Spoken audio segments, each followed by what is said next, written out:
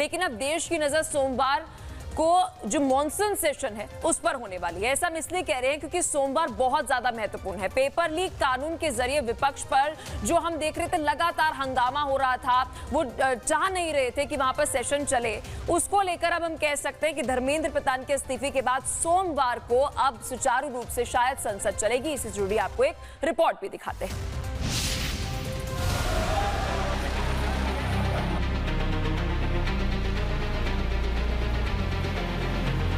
49 दिनों तक आंदोलन चला, 3 दौर की बातचीत हुई और सहमति के बाद प्रदर्शनकारी वापस लौट गए।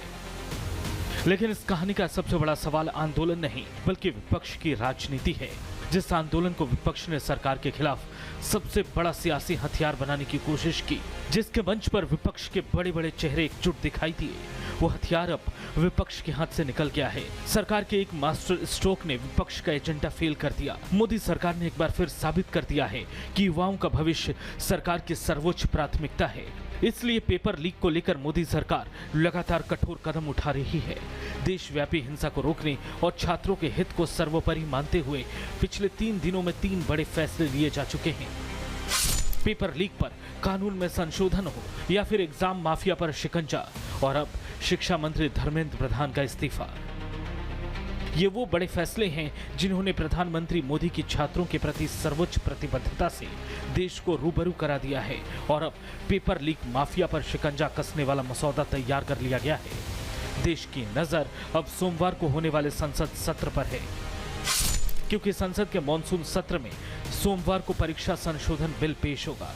केंद्रीय मंत्री जितेंद्र सिंह इस बिल को पेश करेंगे। बिल में पेपर लीक दोषियों के लिए कठोर दंड के प्रावधान की तैयारी है।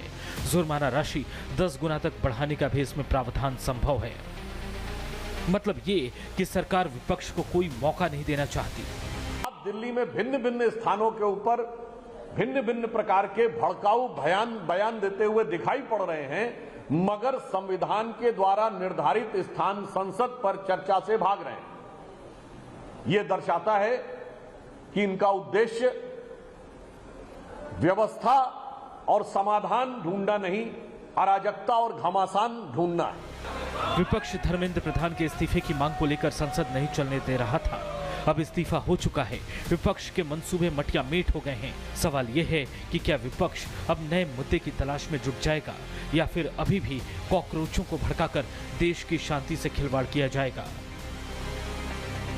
Bureau report, Republic Bharat.